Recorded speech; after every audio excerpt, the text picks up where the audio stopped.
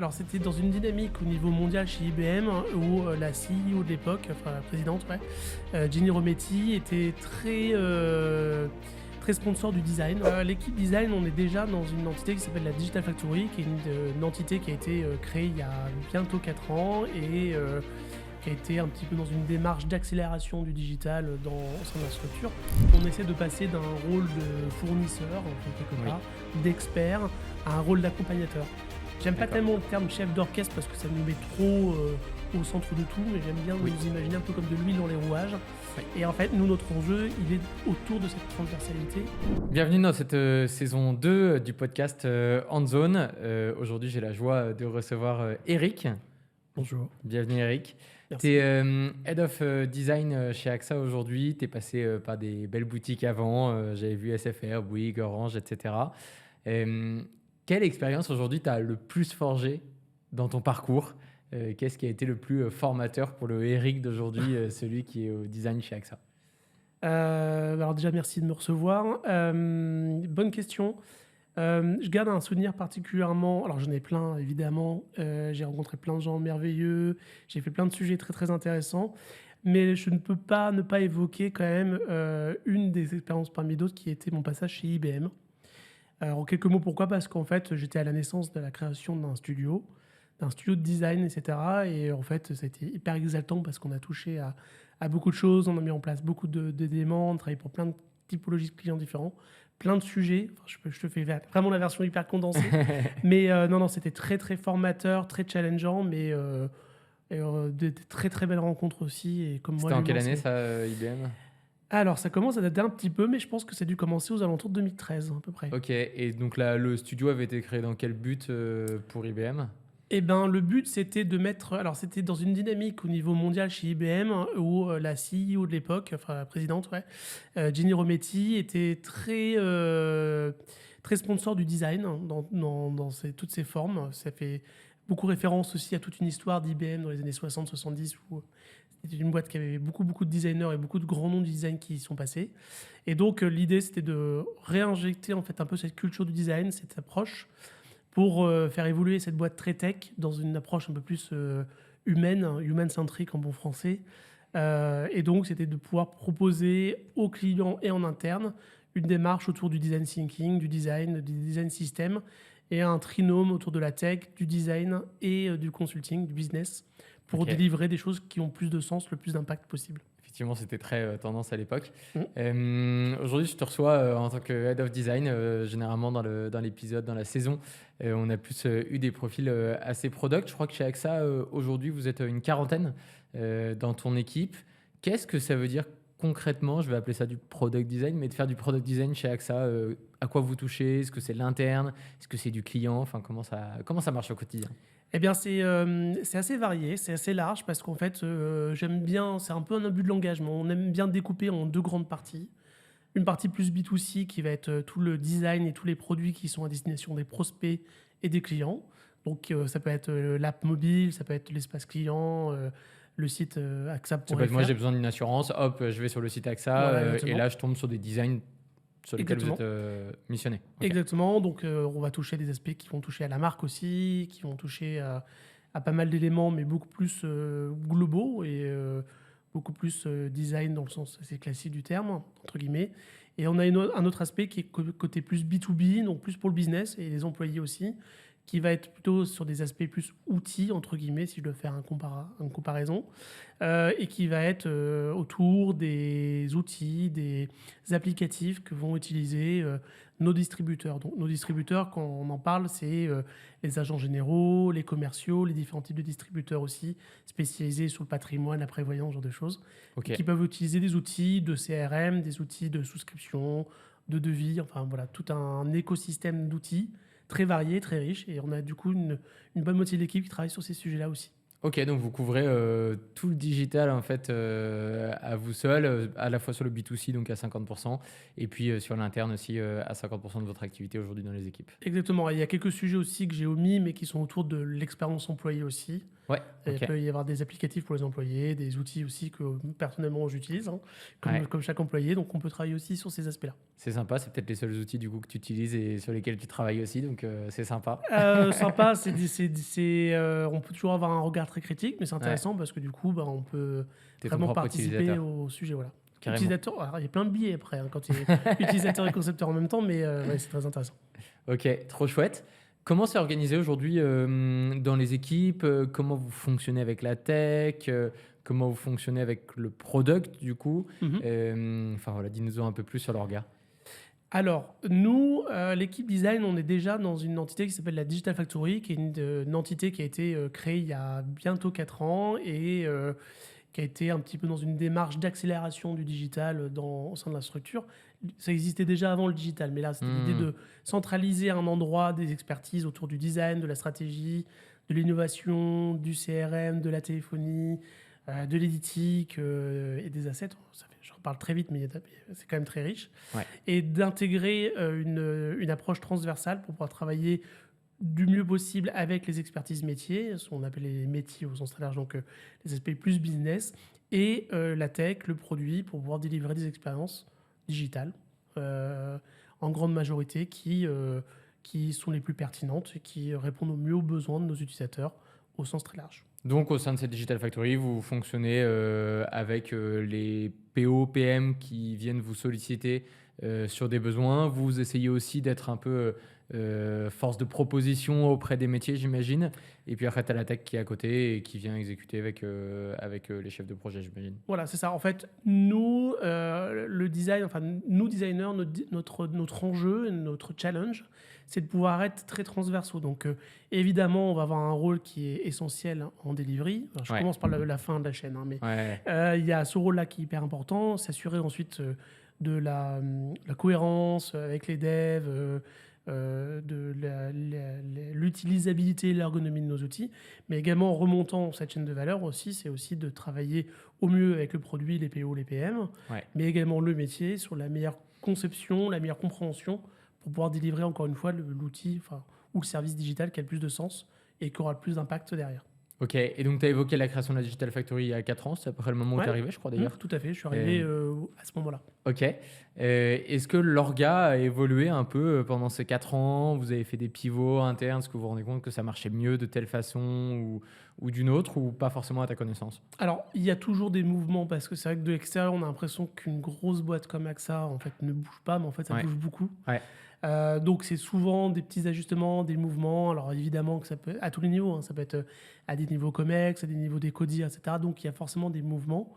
Je ne peux pas tous les citer, mais là, très récemment, on a appris que Guillaume Bory, du coup, notre CEO, allait bouger, ouais. était remplacé par Mathieu Godard. Donc, oui, il y a des changements, ça va très vite des Ouais. fois, et donc on reste quand même sur une continuité. Là, je vais parler vraiment d'un niveau très macro, de plan strat, d'objectifs, business, etc. Ça reste dans cette continuité, mais évidemment à des aspects des fois un peu plus micro, et ça Carrément. crée du Et changement, ça se des répercute du coup dans dynamiques, vos etc. équipes Voilà. complètement. Même au sein de la Digital Factory, en fait, il y a eu des mouvements aussi, des gens qui ont pu bouger, des gens qu'on a remplacés. Et comme l'humain, forcément, je t'apprends rien, est hyper important, bah, dans un poste nommé, bah, ça peut changer beaucoup la dynamique. Ouais. Et puis la vision, la stratégie, la tactique, etc. Ok. Donc voilà, c'est un organisme vivant c'est un grand, mais du coup, ça bouge pas mal. Ouais. Ok. On parlera tout à la fin de ce podcast de la vision que tu aurais du rôle d'un product designer, mais est-ce que tu sens déjà aujourd'hui dans ton métier, dans la façon dont les demandes arrivent, dans la façon dont tu peux aller travailler avec les métiers, est-ce que tu sens quand même que les attentes évoluent aujourd'hui par rapport au design, vis-à-vis du contexte économique, de plein de choses, ou tu sens qu'à ton échelle, vous ne le sentez pas trop aujourd'hui? Alors, ça change, et j'espère que ça change parce que j'y œuvre personnellement quand même beaucoup. Ouais, Dans la perception, on essaie de passer d'un rôle de fournisseur, en fait, quelque oui, part, d'expert, à un rôle d'accompagnateur. J'aime pas d'accord. tellement le terme chef d'orchestre parce que ça nous met trop au centre de tout, mais j'aime bien Oui, nous imaginer un peu comme de l'huile dans les rouages. oui, Et en fait, nous, notre enjeu, il est autour de cette transversalité. Et donc, c'est une place qu'il faut aller un peu chercher, il faut aller créer ces liens humains entre les gens, cette confiance, démontrer la valeur qu'on peut créer. Donc, ça bouge. Après, c'est encore une fois, l'organisation est extrêmement importante. Donc, il y a des endroits où ça bouge plus vite que d'autres, des endroits Ouais. où c'est un peu plus mature, si je peux me permettre d'utiliser ce terme. Donc, en fait, il y a quand même des succès, évidemment. Il y a des fois où on se rend compte que c'est plus difficile à d'autres moments parce que, en fait, c'est pas que la volonté des gens, il y a des volontés aussi qui sont drivées par des deadlines, des objectifs business, des contextes qui font que, Ouais. bah, en fait, c'est pas que les gens ont pas toujours envie de bosser avec nous, c'est que des fois, en fait, on peut pas toujours rechallenger le besoin. Des fois, on a un plan à tenir, Ouais. etc. Donc, voilà, tout ça fait que on est dans une dynamique, moi, que je trouve très favorable. J'ai l'impression que ça bouge positivement. On n'est pas encore arrivé au bout du chemin. Est-ce qu'on y arrivera un jour? Est-ce que c'est possible d'arriver au bout d'un chemin dans une discipline qui bouge tout le temps? Et on parlera sans doute un peu d'IA tout à l'heure. Ouais. J'imagine, spoiler. Mais oui, du coup, j'ai l'impression, et encore une fois, j'ai une toute petite vision, parce que moi, ça fait que 4 ans, bientôt 4 ans, Ouais. mais j'ai l'impression qu'on est quand même dans une dynamique. Moi, je me suis très intéressé à l'approche, je suis très bavard, hein, mais Mais non, mais à, j'aime bien. à l'approche du mindset, et j'ai l'impression qu'en termes de mindset, pareil, je ne veux pas généraliser, mais qu'on est dans une bonne dynamique dans l'équipe, avec nos partenaires, et avec tous ces gens-là, en tout cas, c'est la dynamique dans laquelle on veut se situer. Je trouvais ça intéressant parce que tout à l'heure au déjeuner, donc tu me disais que tu avais un peu cette démarche, toi, d'aller voir aussi bien des décideurs que des métiers et d'aller te poser à la table et juste de te dire, OK, qu'est-ce qu'on peut améliorer, quels sont les pain points. Et que ça soit digital d'ailleurs ou pas, tu me disais que c'était des sujets sur lesquels tu pouvais vraiment intervenir et c'est comme ça que tu voyais le design, toi. Ouais, tout à fait. En fait, j'ai mon petit leitmotiv, c'est autour de la politique. Ouais. J'adore ce terme. En fait, il est très galvaudé et très péjoratif Oui. à l'heure actuelle, que ce soit en entreprise ou même plus globalement, mais je ne vais pas rentrer dans ce genre de détails. Mais en fait, souvent, on en parle un peu avec dédain. Ah, c'est de la politique, ou il ou elle fait de la politique, etc. Moi, j'aime bien le sens premier des mots, revenir au basique et à l'étymologie. Politique, pour moi, c'est la participation à la vie de la cité, enfin, Oui. pour faire très simple. Et je trouve que le design et le designer, c'est un rôle essentiel, et c'est un rôle relationnel, essentiellement. Pas que, évidemment, on a une expertise aussi, on a un mindset, mais on se doit de créer ce lien. Et en fait, si on ne va pas créer du lien, en fait, c'est quelque part un peu une solution de facilité de rester dans son quotidien et juste faire ce qu'on demande. J'aime bien cette proactivité, le fait d'aller chercher des choses, d'aller vers l'autre, vers son prochain, de comprendre les enjeux, les tenants et aboutissants. Enfin, moi, je dis ça de façon très humble, mais quand je suis arrivé, il y a plein de choses que j'ignorais sur le monde de l'assurance, et même encore Oui. maintenant. Mais en fait, rencontrer tous ces gens, tous ces experts, que ce soit en métier, que ce soit en expertise plus technique, bah, j'ai appris énormément de choses. Et je trouve que les gens en parlent de manière passionnante du coup, de ce Ouais, fait. évidemment. Souvent assez vulgarisé pour que quelqu'un un peu stupide comme moi puisse le comprendre facilement. Et en fait, en plus, c'est cette chance que chez AXA, en fait, les gens sont vraiment passionnés par ce qu'ils font, très investis dans leur travail. Et quand personne ne dit jamais non pour expliquer, faire comprendre des choses. Donc, je trouve que cette matière, elle est extrêmement riche. Et en fait, c'est exaltant de pouvoir s'en saisir et d'aller. Et vous avez une organisation, je trouve, qui est assez atypique, puisque tu disais que tu n'avais pas forcément d'homologue, head of product ou CPO. Donc, en fait, en quelque sorte, tu as un peu ce rôle aussi à aller prendre. Enfin, pas ce rôle, mais tout ce qui est lié à la discovery. En fait, tu dois quand même être assez force de proposition là-dedans. Alors, oui, on a un modèle d'organisation, on a un Chief Digital Officer, hein, Ouais. c'est le responsable de la Digital Factory, c'est mon boss direct, Léo Coste. En fait, on est dans une structure qui est historiquement très axée delivery. Oui. De façon très positive, c'est une belle machine Carrément. d'ailleurs, pas de problème de ce côté-là. Hein. Après, c'est peut-être des fois légèrement au détriment d'une phase de discovery, Oui. parce qu'en fait, j'ai la conviction que dans les grandes organisations, trouver cette transversalité, c'est jamais très évident. Le principe même d'une organisation, c'est quand même d'avoir des choses très structurées. Et le transversal, bah, c'est difficile à insérer dans quelque chose de structuré. Oui. Et alors, c'est obligé d'être structuré dans une grande organisation, sinon c'est l'anarchie, personne ne comprend rien. Donc voilà. Bien sûr. Et donc, du coup, bah, en fait, nous, on doit chercher cette transversalité. Et je pense qu'un des leviers essentiels, et pourquoi je trouve que le design, l'approche, les outils, les méthodes de design sont hyper intéressantes, c'est qu'en fait, on peut vraiment injecter beaucoup de valeur dans toute une phase de discovery. Que ce soit en design thinking, en double diamant, en design sprint, etc. On ne fait pas systématiquement parce qu'on a souvent des contraintes de calendrier ou on n'injecte pas forcément by the book non plus parce qu'on ne peut pas toujours. Mais il y a une carte à jouer, c'est quelque chose que je pense qu'on cherche à renforcer. Que ce soit nous individuellement en tant qu'équipe, Je pense que ça génère beaucoup de valeur aussi sur toute la chaîne, Ouais. où je pense qu'il y a cette envie d'y aller. Alors, on fait plus ou moins bien selon les équipes produits aussi, selon les opportunités. Je pense qu'au niveau plus de direction, il y a aussi cette volonté. Après, comment orchestrer tout ça et comment pas casser toute cette belle machine à delivery et ajouter cette valeur, c'est pas forcément évident. Mais ouais, je pense qu'on va finir par y aller, y arriver. En fait, Même vous si, aidez à la prise de recul. Enfin, si je me projette oui. un peu, t'aides à la prise de recul pour que les gens se mettent autour d'une table et disent OK, intéressant, revenons peut-être sur les 6 derniers mois, ce qu'on a pu entendre en insight, ce qu'on peut voir de nos concurrents, etc. Et puis peut-être imaginons comment ces choses peuvent résoudre nos problèmes qu'on a identifiés et que ça puisse mener à des solutions concrètes sur les 6 prochains mois. C'est un peu ça quand même votre rôle en disco. Tu vois d'autres choses? Bah, moi, j'aime bien penser que cette phase, c'est une phase de co-construction, Ouais. d'intelligence collective, etc. Ouais. Donc, encore une fois, on ne le fait pas forcément, on le fait plus ou moins bien, des fois, on ne le fait pas du tout. Bon, voilà, encore une fois, la boîte, elle est tellement grosse que c'est plein de. J'ai presque envie de dire, c'est plein de petites boîtes dans la Bien grande sûr. boîte. Ouais. Mais c'est une phase qui est hyper importante, moi, j'ai le souhait de réussir à développer encore plus. Ouais. Et j'irais même jusqu'à dire, en fait. Un critère de succès serait carrément de remonter encore plus en amont, Ouais. pour être encore plus en accompagnement, en aide à la conception, au cadrage, à Ouais, faire bien remonter sûr. des insights terrain, etc. etc. Ok. Donc Intéressant. voilà, c'est un peu Belle une mission. vision cible à laquelle on n'est pas encore, pour être très franc avec toi, mais auquel je crois beaucoup. Trop bien. Maintenant, on va parler d'un sujet qui, je trouve, quand même intéressant. Il y a quand même, on le voit, une rationalisation des dépenses aujourd'hui voilà, dans tous les métiers. On va parler d'un mot que tu n'aimes pas forcément, mais les KPI, le ROI. Est-ce que déjà, avant de commencer, tu as un exemple, je ne sais pas, d'une situation dans les 6 derniers mois où un parcours que vous avez refondu ou un parcours que vous êtes allé créer a vraiment eu un effet que vous attendiez pas forcément et vous avez dit « Ah ouais, là, on a quand même bien joué sur ce module. » Alors je vais te prendre un exemple J'adore les exemples. qui va être un exemple pas directement lié au business, mais c'est quelque chose qu'on cherchait. Ok. Je vais prendre un peu le contre-pied de ta question, Ouais. puisque tu me poses des questions que je voulais pas. En fait, on a travaillé sur une refonte du site axa.fr, Ok. donc avec la direction client. Alors, on n'est pas, quand je dis on, c'est toute l'équipe. Hein. Bien Donc, sûr, bien c'est pas que les designers, évidemment. C'est encore une fois l'intelligence collective et la pluridisciplinarité. Je l'ai dit sans bafouiller, hein, tu remarques, pluridisciplinaire.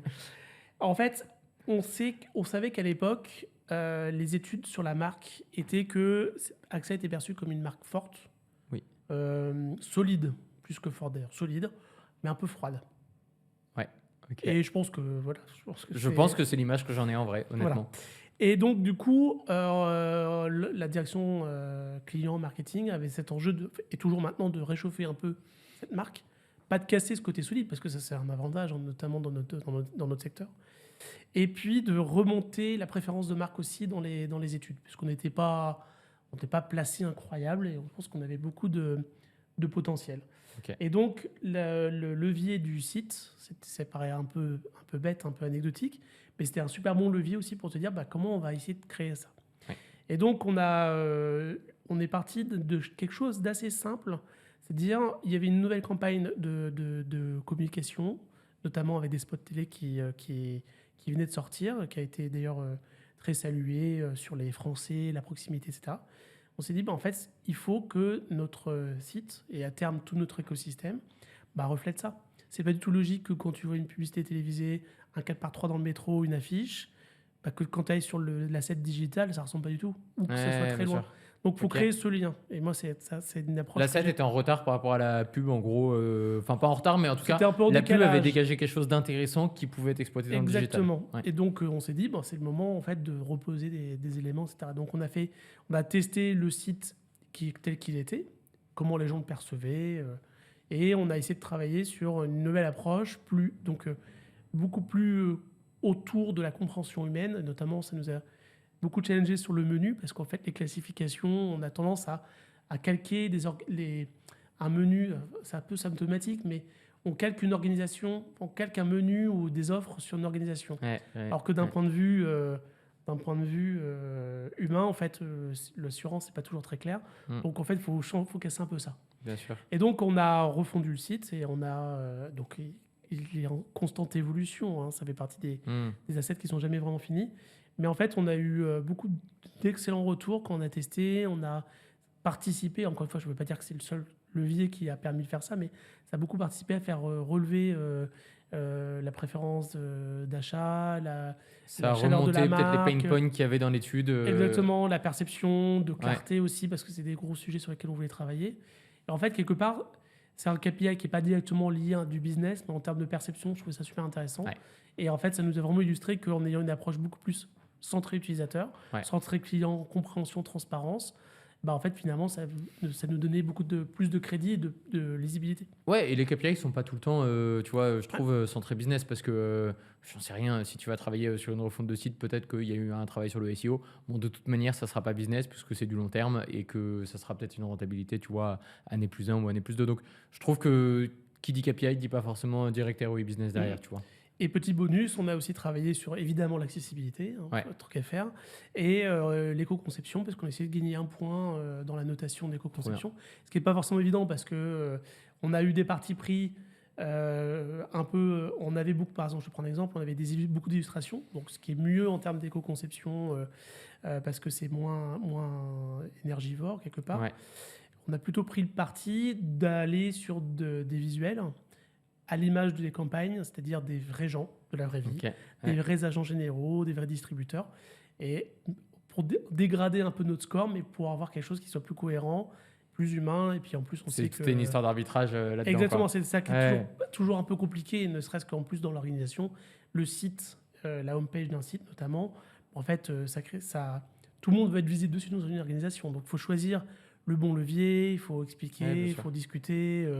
Là, il ne faut pas dégrader le business aussi parce que c'est quand même une page, un levier en tout cas vers du business, vers du lead, etc. Bon, j'ai hâte d'aller Voilà. voir le site hein, parce que du coup, j'y suis pas allé avant notre interview.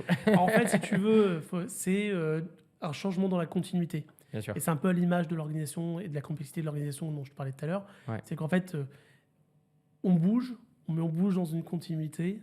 Et des fois, c'est à la marge, mais tout ça, c'est l'important. C'est pas forcément le grand soir, le grand changement. C'est plutôt d'être dans une bonne dynamique et dans une bonne direction. Carrément, ouais, comme tout. Qu'est-ce qu'on suit comme KPI côté design? Est-ce que vous arrivez vraiment quand vous êtes... alors bon, il y a deux typologies de produits aussi, puisque tu as les produits très B2C, les produits très internes. Donc, j'imagine que c'est un tout petit peu différent. Mais est-ce que vous arrivez à être dans la vraie continuité? C'est-à-dire que tu as des squads qui sont, je ne sais pas comment vous les appelez en interne, mais qui sont dédiés à des produits et qui arrivent à les suivre quand même avec les PO, les PM, en mode, bah voilà, là on a travaillé sur tel chantier, on a eu tel retour, on a eu tel KPI qu'on suit et on itère dessus. C'est quelque chose que vous mettez en place, qui n'est pas mis en place, qui est déjà mis en place. Enfin, comment ça marche? Alors après, ça peut varier selon les teams, hein, Ouais. les tribus, etc. Et tout. En général, il y en a évidemment sur plein d'aspects. Moi, ceux qu'on regarde sont beaucoup autour de la customer satisfaction. D'accord. Évidemment, comme beaucoup d'entreprises, le NPS reste quand même un indicateur phare. Donc vous avez des Mais- questionnaires en fin de parcours. Exactement, Ouais. on vient capter des éléments. On peut avoir des KPI sur des parcours, mais on peut avoir des choses beaucoup plus globales. On a par exemple un CSAT et des verbatim sur l'appréhension globale, par exemple de l'espace client. Ouais. Voilà, on a des content squares, on peut avoir des éléments aussi qui peuvent mesurer vraiment à des endroits assez micro de la satisfaction. On a un suivi qui est beaucoup plus poussé sur l'application avec le nombre de téléchargements, les commentaires, les notations, etc. Donc Ouais. voilà, en fait, chaque tribu est assez responsable, autonome, j'ai envie de dire, D'accord. sur le choix de ses KPI et les suit. Et après, ça peut être porté par le PM. Nous, on peut aussi venir enrichir avec notre domaine d'expertise. Voilà, c'est pas forcément, c'est un sujet moi qui m'intéresse beaucoup. J'ai pas encore eu le temps d'y passer autant de temps que ce que j'aimerais, mais on n'a pas forcément, ou je suis pas au courant, mais un truc unifié partout. Ouais, mais de toute façon, pense que ce serait bien. c'est un travail continu pour tout Mais le monde. ça serait un travail titanesque déjà Bien de sûr. s'entendre sur l'outil, Bien sûr. l'implémenter, etc. Donc, J'ai reçu Gabriel de chez Content Square la semaine dernière, marrant. Ah. Ok, et ça veut dire que typiquement aujourd'hui, dans les verbatims qui sont adressés en fin de parcours, ou dans les questionnaires que vous avez au niveau des utilisateurs, tu es dans un milieu un tout petit peu particulier parce que tu es dans l'assurance, peut-être quelque chose qui peut être perçu comme assez anxiogène de temps en temps. Est-ce que tu arrives à avoir des feedbacks qui sont purement orientés sur ton travail à toi et tu vois, j'en sais rien, qu'il n'y ait pas une friction qui soit liée plus aux formules qui soient proposées, plus au prix, plus... Est-ce que tu arrives à faire la distinction souvent entre ton travail et tout ce que toi tu peux apporter et peut-être d'autres départements dans la boîte sur les feedbacks utilisateurs qui sont faits? En fait, c'est une bonne question, mais c'est toujours un peu difficile. C'est pour ça que tu vois, sur les histoires de KPI, etc., je suis jamais très à l'aise parce que c'est rare d'avoir un KPI qui ne concerne qu'une seule équipe. Évidemment. En gros, si on parle d'expérience, notamment dans le digital, Ouais. en fait, si quelque chose C'est global. ouais, en fait, si quelque chose a du succès ou pas, en fait, c'est pas l'expérience, si elle est dégradée, ça peut être un problème technique, ça peut être un problème d'ergonomie, ça peut être un problème de conception, enfin, ça peut être à plein de niveaux. Ouais, je suis d'accord avec toi. Donc, en fait, c'est assez difficile. Par contre, c'est vrai qu'il y a beaucoup de tri à faire parce qu'en fait, je pense notamment dans le cas de ce Customer Satisfaction, bah, en fait, des fois, des gens nous mettent des commentaires pour parler de sujets qui n'ont rien à voir avec ce qu'on leur demande. Donc, faut faire du tri, il faut réussir un petit peu à automatiser. Ouais. Les commentaires, quand ils sont quanti et quand ils sont quali, il y a toujours des biais qu'il faut réussir à avoir en tête, à résoudre. Non, mais Tu vois, évidemment. toujours le fameux... Moi, je pense que j'ai déjà dû déposer des commentaires sur des parcours énervés comme jamais. Oui. Et tu vois, Mais je savais que ça n'allait pas la bonne équipe, quoi. entre est-ce que les gens qui sont contents laissent plus de commentaires que les gens pas contents? Bah Non. oui, Ouais. non.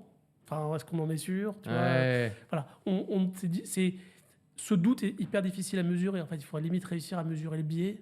Ouais. Et là, c'est Inception. Oui, donc, oui, non, mais je suis d'accord. Et de toute manière, les commentaires sont toujours. Enfin, les commentaires sont toujours quand tu as une insatisfaction et souvent quand tu es satisfait, moyen, tu vois, tu Ouais. vas pas forcément faire le geste d'aller En laisser fait, un la commentaire. difficulté, c'est qu'il faut réussir à prendre pour ce que c'est. C'est-à-dire se dire, ça m'éclaire peut-être sur des questionnements ou sur Voilà. des choses à résoudre. Mais il faut pas réussir ta à le science pondérer. principale. Voilà, Je suis mais d'accord. ça ne doit pas être la source principale, en effet. Ouais, bien sûr. C'est marrant, bah, on en parlait un peu tout à l'heure, mais je te disais, bah, moi, ma génération, et peut-être que je suis très sensible au digital, etc. J'ai vu l'arrivée d'un Luco dans le domaine de l'assurance, et bah, tout bêtement, c'est vrai que je me pose plus trop la question du prix et je vais plus spontanément sur un Luco parce que toute la souscription est en ligne, etc.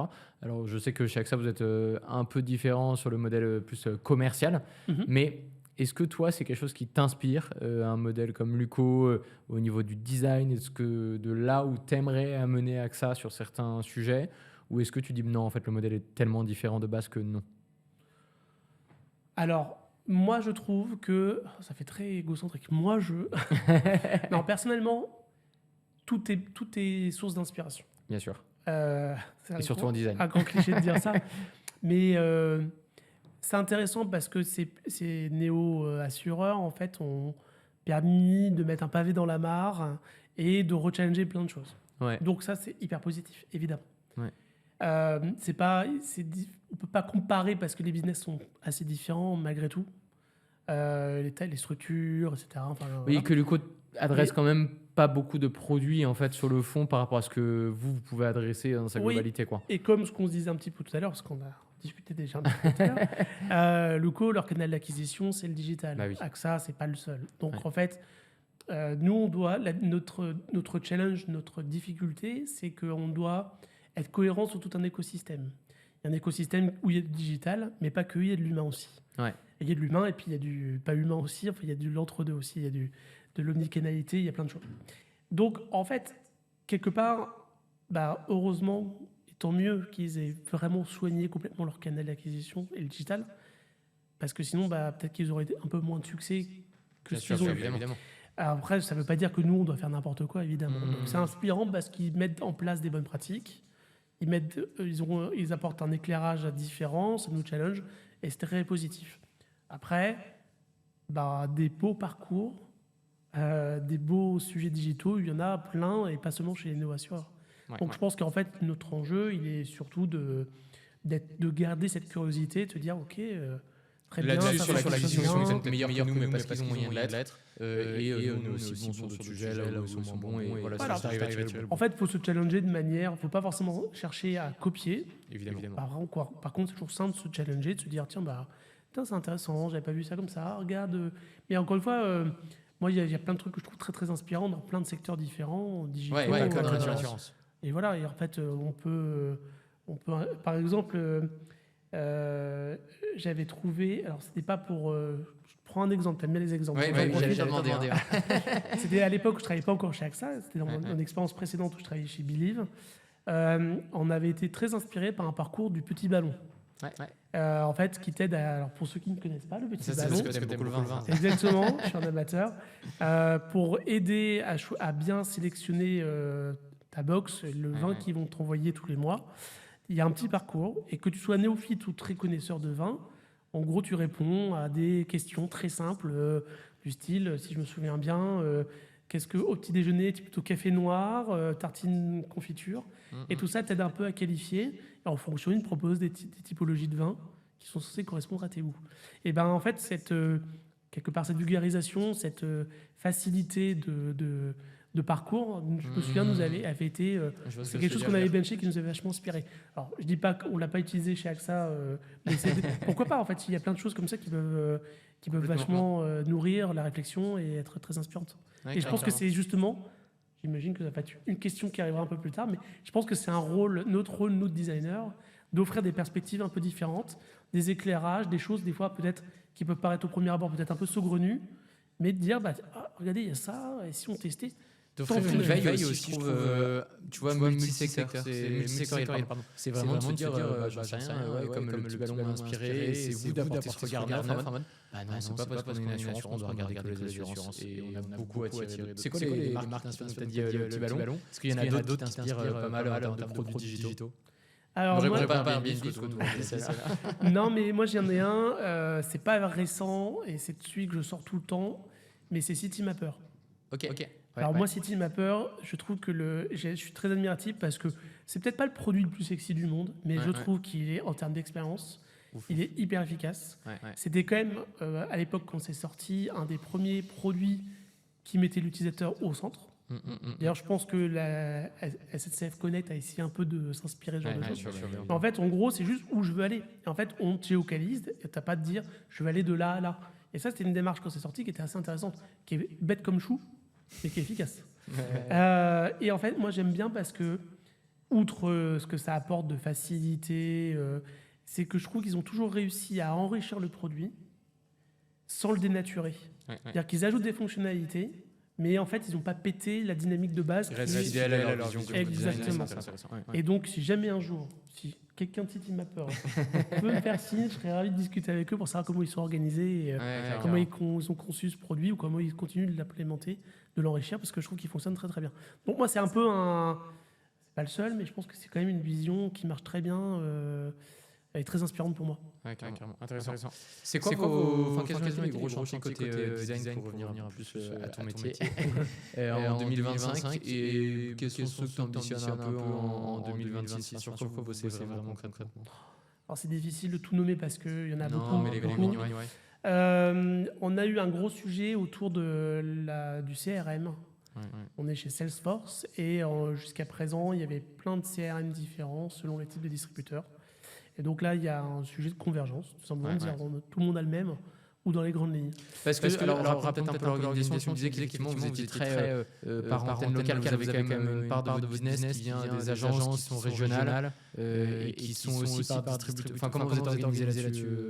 Alors, chez AXA, on a un réseau de distributeurs qui est très riche et qui a un très bon mariage territorial. Alors, je ne vais pas te dire de chiffres, mais dans mes souvenirs, c'est 3500. Donc il y a à la fois tout ce qui va être agence. Donc ça, c'est ce que les gens voient, parce que ce qu'on va appeler les agents généraux. Parce que tu as vraiment parce que les gens connaissent, c'est ce qu'ils voient. Donc eux, ils vendent tous les produits assurantiels de chaque AXA. Voilà. Il y a les AEP, donc ça, c'est les commerciaux salariés AXA. Qui proposent du produit assurantiel assez large aussi.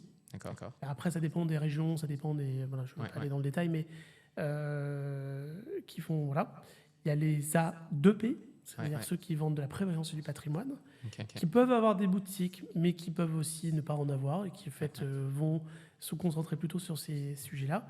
On a des courtiers aussi, on travaille avec des courtiers, et plein d'autres encore. Et donc chacun avait son CRM. Exactement. Ils n'ont pas forcément toujours les mêmes outils, etc. C'est pas les mêmes besoins. Donc voilà. Donc là, il y a une volonté de rationaliser et d'arriver, parce qu'en fait, c'était toujours du Salesforce, mais sous plein de formes différentes, et avec des développements que custom, j'ai envie de dire, pour pas mal. C'est pour ça que vous avez été aussi, j'imagine, sur la partie custom, non? Ouais, parce qu'en fait, si tu veux, de façon très très logique, ça impliquait beaucoup de maintenance, beaucoup de difficultés. Plus tu fais du custom, plus tu as des risques de bugs. Salesforce est arrivé à un moment où ils ont changé de version, donc on a profité un peu de ce changement de version pour se dire on en fait un qui a de la cohérence inter-réseau, mais du coup, en essayant de faire un maximum d'adoption plutôt que d'adaptation par rapport à ce qui existait, en sachant que le one size fits all ne peut pas marcher. Oui. Donc là, il y a eu un enjeu du design qui était beaucoup plus, un peu différent, mais beaucoup plus autour de la compréhension des parcours humains, enfin en tout cas c'est quasi la conduite du changement en fait. Ouais, un peu, ouais. Il y a des sujets de conduite de changement, de toute façon, c'est sur ce point-là, mais c'était de comprendre dans le quotidien d'un distributeur quel qu'il soit, comment le CRM intervient, comment il s'en sert, quels sont les attendus. C'est pas qu'une question d'ergonomie, là, c'est vraiment en fait comment ça s'insère dans la journée. Est-ce que c'est pour du monitoring, du pilotage d'activité, ce que peut faire un directeur d'agence, ou est-ce que c'est pour faire de la relance donc ça touche à plein de problématiques. Donc là, en fait, il y avait beaucoup de... On a mis beaucoup on a fait beaucoup de travail sur la recherche utilisateur, tout simplement. Il y a aussi, du coup, après la définition des parcours, comment tout ça s'insère, comment ça s'interface avec tous les autres outils qu'il y a derrière. Donc ça, c'est évidemment un sujet sur plusieurs années. Ok.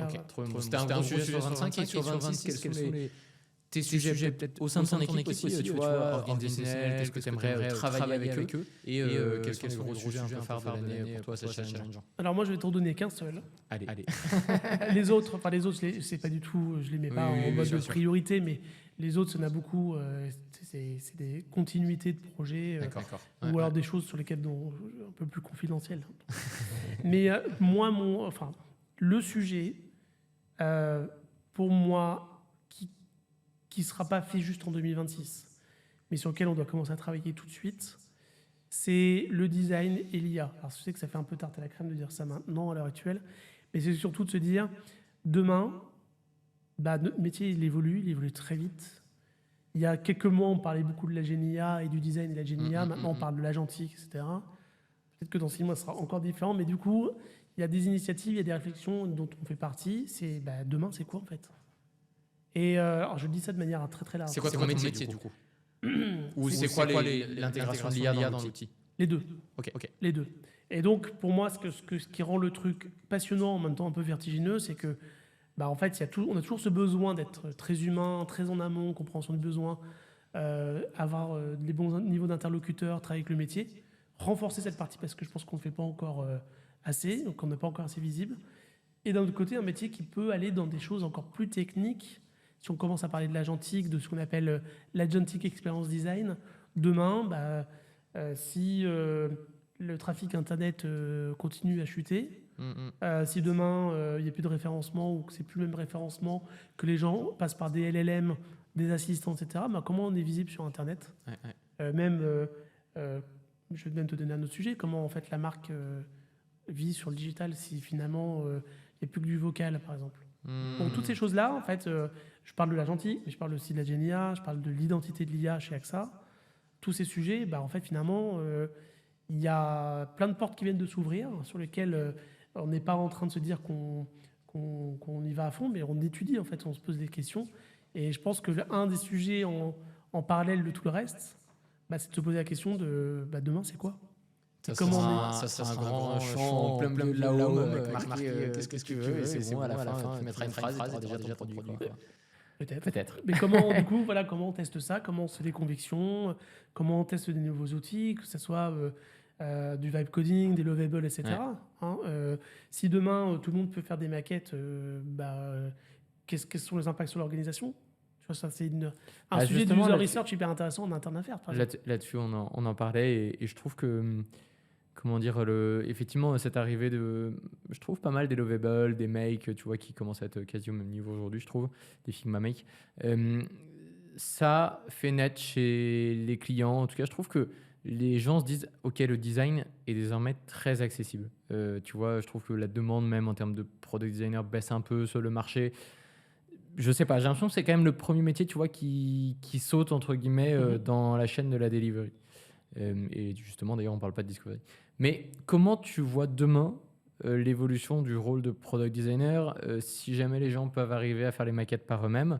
Alors je trouve qu'il y a un peu de distinction, tu vois, il y a le produit interne et le produit B2C, donc il faut peut-être un peu le distinguer là-dedans. Mais comment tu vois l'évolution du rôle de product designer en interne chez toi?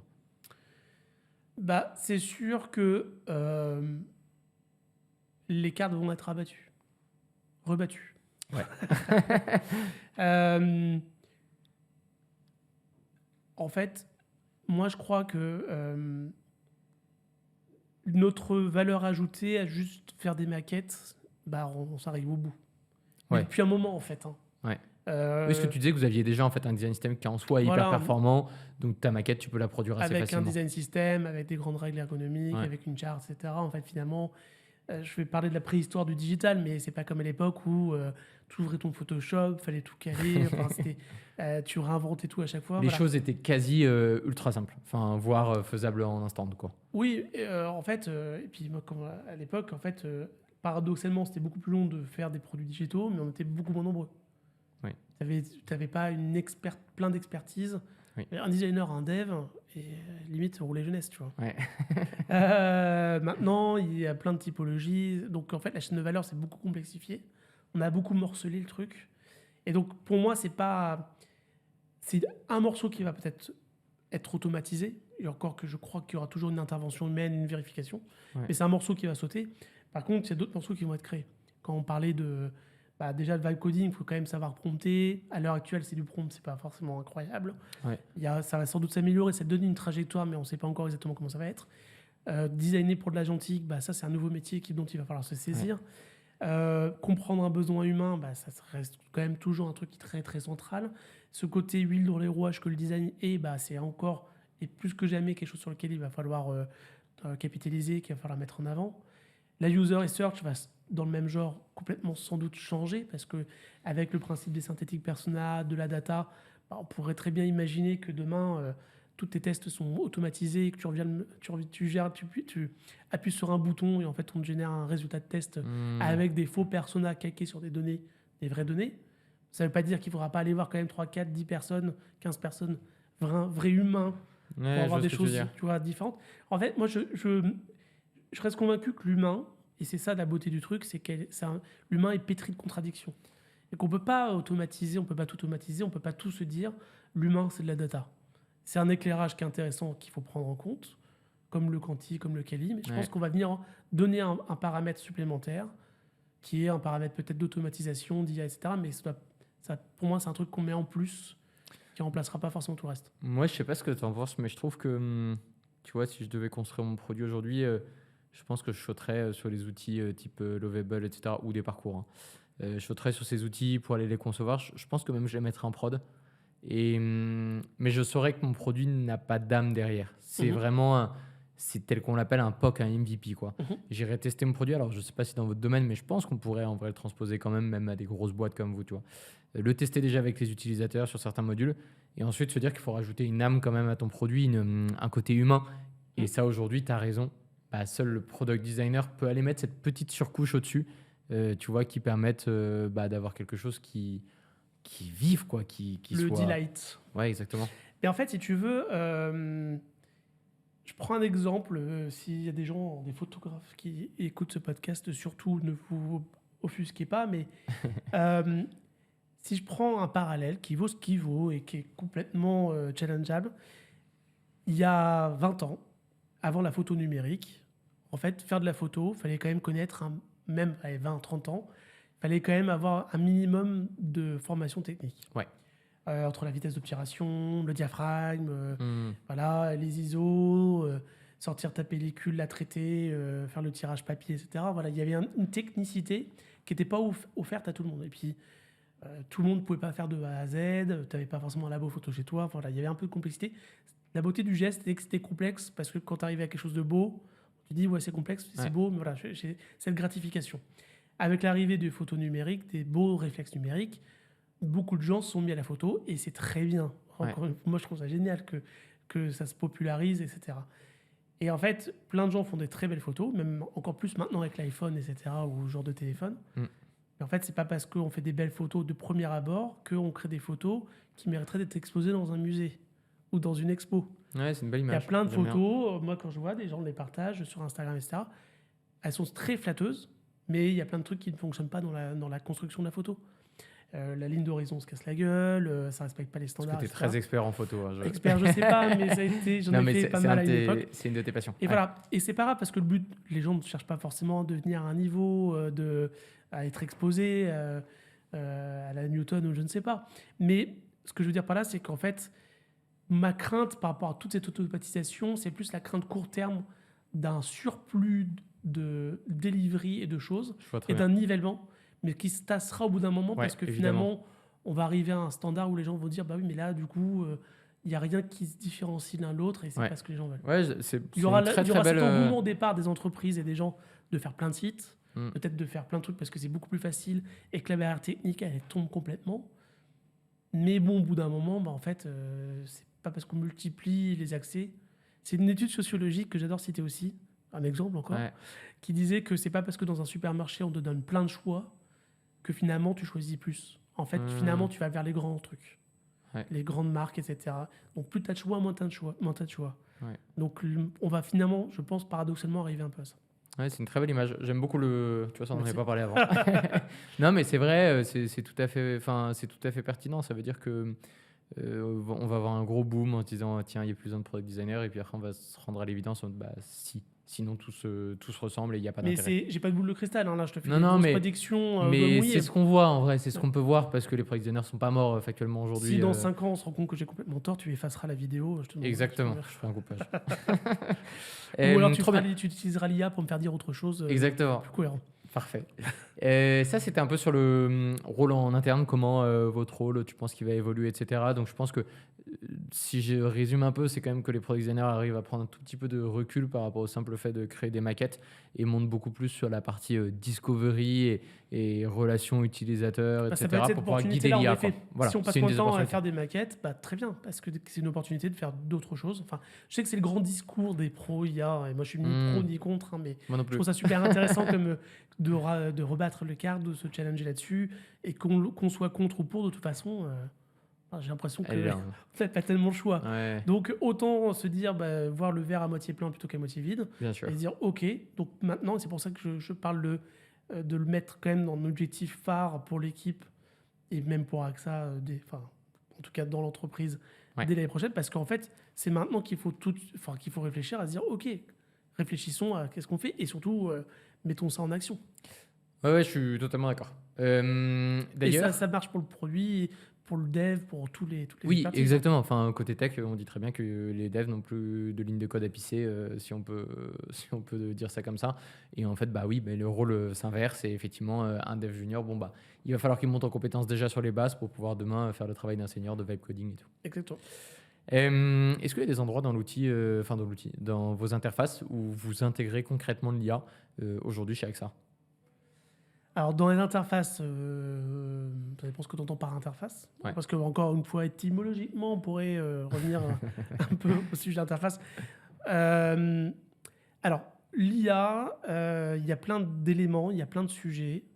Par exemple, il y a des réflexions pour utiliser, pour aider, pour mettre en place l'outil pour aider sur des aspects commerciaux, Oui. évidemment. Donc il y a aussi des réflexions sur de l'automatisation, donc ça c'est plus en interne. Comme HubSpot qui te résume en un coup d'œil tout ton historique d'échange avec un Voilà. client quand tu arrives Ouais. sur la fiche, quoi. Oui, après aussi c'est grand classique, mais compte rendu de réunion, aussi sur des sujets d'accessibilité, des sous-titres générés Ouais. automatiquement, etc. Il y a évidemment des sujets autour de... j'allais citer un autre exemple, je perds le fil. Donc CRM, tu disais peut-être autour.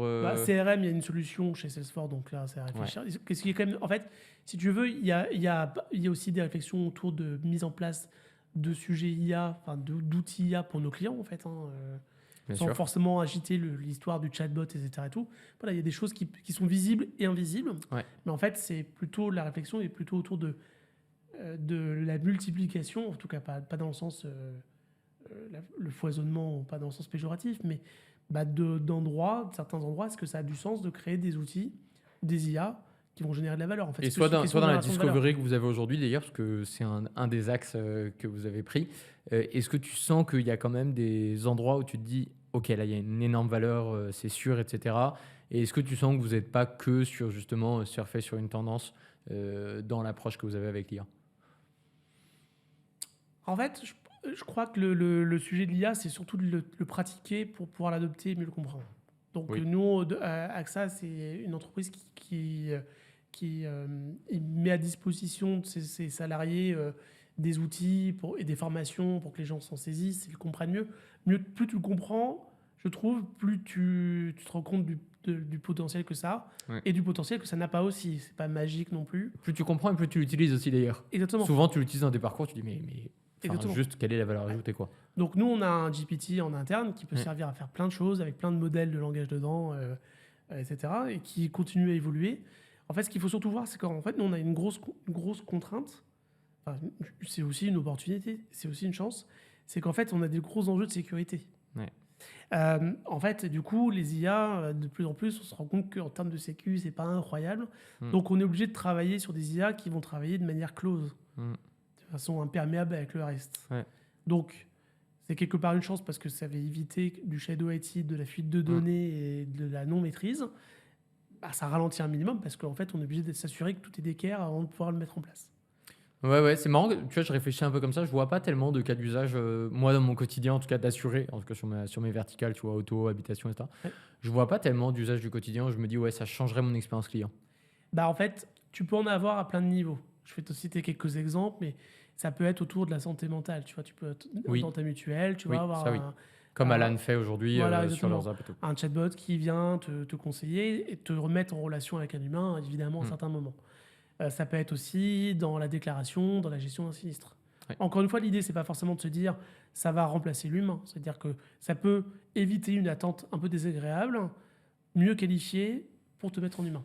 Souviens-toi, ce qu'on s'est dit ce midi, c'est que moi, je trouve que la beauté et le challenge chez AXA, c'est que le digital, il ne sert pas forcément à faire des choses à la place d'eux, il sert surtout à mettre en relation des humains entre eux. En tout cas, c'est comme ça que je le perçois, le challenge.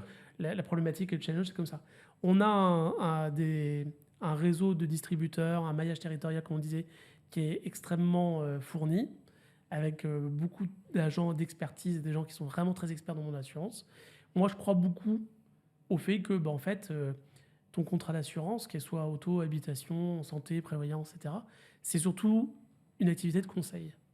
Et donc, l'IA peut t'aider, te donner des trucs, mais il y a un moment quand même, un humain, ça fait quand même une certaine l'IA dégrossit les sujets, mais il est bon en fait ton exemple de déclaration de sinistre. Tu vois, l'IA te permettra de dégrossir et de donner le maximum peut-être de contexte. Un humain qui est derrière va le traiter, puisque tu as raison, c'est en fait la fondation. Hein. Et ça peut être même au niveau de tes couvertures, tu vois, à quel point je suis assuré. Ok, et une IA qui te répond, si jamais il m'arrive ça, qu'est-ce que l'assurance me permettra d'avoir. Ça vaut pas forcément le coup de prendre ton téléphone ou d'aller dans une agence où c'est plus rapide que d'aller sur ton espace client. Pour avoir ta couverture, tu lui demandes, paf. Et j'imagine qu'il y a plein de trucs intéressants justement sur les historiques des tickets qui sont ouverts, des appels qui te permettent après d'avoir plein d'insights et de dire ok, il y a tant de demandes là-dessus, du coup ça vaut le coup d'aller peut-être développer un parcours là-dessus. Exactement. J'imagine qu'il y a plein de trucs. Et pareil sur les tickets, etc. On peut très bien imaginer aussi de l'automatisation, de l'IA, du filtre. Pareil sur on parlait de la CSAT tout à l'heure, pareil, là on a testé quelques outils, mais c'était permet de pondérer de façon rapide et intelligente, enfin, en tout cas smart, les avis négatifs, moyens, positifs, en fonction du nombre qu'ils sont, de la date, de l'heure. Enfin, il y a énormément de contextes qui peuvent jouer aussi sur... c'est toute la beauté de la data. Trop bien, parlons et maintenant clôturons aussi ce podcast sur cette dernière partie, sur la partie vision. Déjà, j'aimerais savoir, parce que je pense que je suis moins familier avec le domaine du design, comment on convainc un COMEX d'investir sur le design? Comment tu arrives vraiment à le mettre au centre de l'organisation, tu vois? C'est une excellente question. J'ai pas la réponse toute faite. Mais personne n'a la réponse toute faite aux questions. La réponse communément acquise, c'est de dire il faut des KPI, les fameux. Il faut du ROI, il faut montrer que ça génère de la valeur, etc. Oui. Ça, c'est la théorie. Oui, c'est la théorie. Et dans les faits, pourquoi ? Et encore, ça dépend quel membre du COMEX, quelle est partie du COMEX. Et ça dépend quel KPI tu le prends. Est-ce que tu le prends après ton chantier ou avant ton chantier ? Enfin, il y a plein de... J'imagine que oui, si tu vas voir un directeur financier, un ROI bien fourni, très documenté, etc., oui, je pense que là, ça peut marcher. Ok. Après, si tu vas voir le directeur de la communication, je pense que c'est moins le cas. Mais peut-être que je fais du cliché, j'en sais rien. Je crois quand même cependant que on doit pas forcément... On doit réussir à développer et à mettre en valeur notre singularité de designer. Ouais. C'est bien de savoir parler plein de langages, parler de langage du business, etc. C'est même crucial. Mais nous, on a une singularité qui est autour de la créativité, autour peut-être des fois de l'empathie. Alors, on n'est pas les pros de l'empathie, hein. On n'est pas les seuls à avoir de l'empathie, heureusement. Mais cet aspect prise de risque, intuition, genre humain, bah, je pense que c'est aussi un différenciant. Ce côté, comme je disais tout à l'heure, moi j'aime bien concevoir un peu une équipe design comme une équipe un peu poil à gratter. Ouais. Une équipe qui voit les choses un peu différemment, sur un angle différent. Pas en opposition, mais complémentaire. Qui sait challenger de manière pertinente les choses. Okay. Exactement, qui offre un éclairage, genre de choses. Donc je pense que ça, c'est des leviers qu'on sous-exploite un peu, hélas.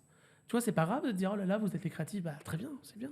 Au contraire, allons à fond dedans. Tu vois. Ouais, en fait, c'est un peu la mini-cellule stratégique quand même d'une organisation, puisqu'elle se permet de prendre du recul. Tu sais, comme quand tu fais appel à un des conseillers en strat, quoi. Ils viennent pour prendre du recul et te dire ce qui va pas. Bon, bah, le design peut être perçu aussi un peu comme Exactement. ça. Et ils ont de l'audace. En fait, on se doit de porter cette audace. Tu vois. Donc, tant mieux. Enfin, si on nous donne le crédit, moi, je n'ai quasiment dans toutes les organisations dans lesquelles j'ai été, en fait, les designers, on les laissait faire un peu ce qu'ils voulaient. Enfin, façon de parler, mais ils avaient le droit de tester des choses. Ils avaient le droit de s'habiller différemment, ils avaient le droit de tester des choses et de dire non, on va faire différemment. Des fois ça marche, des fois ça marche pas. Mais en fait, l'entreprise a tout intérêt à tester, dire bah, c'est que du bonus si ça marche. Évidemment. Et si ça marche pas, bah, c'est pas très très grave. Tu vois, c'est pas une catastrophe. C'est pas un risque financier énorme non plus. Donc ça, j'y crois. Après, moi, je crois aussi à une chose très simple, c'est le relationnel. Donc, on parlait de politique, on parlait de cette confiance. Je pense que en fait, dans toutes les organisations et à tous les niveaux, que ce soit la personne la plus haute dans la hiérarchie entre guillemets ou la plus basse, les gens ont envie de se faire confiance et les gens ont envie de faire confiance quand il y a un bon relationnel. Donc, en fait, des fois, c'est pas pragmatique, mais des fois, on a envie de suivre des gens parce qu'on se dit, bah, j'aime bien sa vision, j'aime bien son état d'esprit, etc.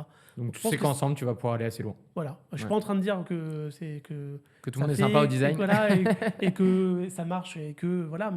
Mais je pense que c'est une piste intéressante à exploiter, à tester en tout cas. Bon, j'ai 2 dernières questions pour toi. Il faudra répondre en une phrase. Voilà. Qu'est-ce que tu conseillerais demain à un product designer qui est un peu inquiet sur l'évolution de son métier, de par l'arrivée des IA justement? Qu'est-ce que tu lui conseillerais de faire et vers où tu lui conseillerais d'aller? Alors, moi, je vais reprendre c'est le conseil de Rémi Guillot, de AI Discipline, de Product Discovery Discipline, pardon. Et je trouve qu'il est excellent. C'est l'IA, pour se faire sa conviction, il faut aller dedans. Il faut tester, il faut prompter, il faut tester, il faut essayer plein de trucs, et on se fait sa conviction. Et je trouve que plus on avance dedans, bah, en tout cas, moi, ça m'a aidé à être moins inquiet. Parce que je l'ai plus vu finalement comme un champ des possibles, comme plein de choses qu'on peut imaginer. Donc, après, ça soulève plein d'autres questions, éthiques, environnementales, etc. Évidemment. Et je pense qu'il faut garder ça en tête aussi, c'est important. Mais en tout cas, c'est le conseil que je donnerais, c'est n'en ayez pas peur, parce que de toute façon, mieux vaut mieux comprendre ce que c'est en le testant et en se faisant des convictions. Et puis, garder cette curiosité, etc. Notre matière première, nous, en tant que designer, quel que soit le préfixe, product, UX, service ou autre, bah, c'est de la matière humaine, en fait. C'est la matière humaine à laquelle on est confronté, les gens qu'on rencontre, avec leurs contradictions, avec leur vécu, leur passif, avec toute cette typologie de gens très différents, ville, campagne, que sais-je, etc. Et puis, votre principal outil, ça reste quand même votre cerveau. Et donc, ce cerveau-là, bah, pour l'instant, a priori, on a quelques années devant nous avant d'être remplacé. Trop bien. Ouais, donc de savoir l'utiliser au quotidien pour s'en faire sa conviction et voir où est sa propre valeur. Exactement. Ok. Et quel a été ton apprentissage le plus dur? Le plus dur, en fait, c'est que des fois, ça marche pas. En fait, on peut avoir plein de convictions, c'est pas parce qu'on a des convictions que c'est le bon moment, qu'on a les bons interlocuteurs, etc. Donc c'est pas grave, hein, c'est pas négatif. Faut juste, des fois c'est pas le moment, c'est pas le bon endroit, c'est pas grave en fait. Faut savoir On rebondir, apprend avancer, apprendre. voilà, exactement. Les échecs entre guillemets sont pas forcément négatifs, ça apprend. Ça a toujours un enseignement intéressant. Ok, hyper intéressant. Merci, on a fini sur ces Merci deux beaucoup. questions intéressantes. Merci beaucoup Eric de nous avoir Merci à répondu toi. à toutes nos questions aujourd'hui et de nous avoir montré un peu comment l'assurance fonctionnait, ce qui était intéressant peut-être à travailler pour un product designer. Donc franchement, mille merci d'être venu sur ce podcast. Merci de m'avoir reçu. Pas de souci. Et puis écoutez, bonne suite de lecture sur l'ensemble de la saison sur Hands-On.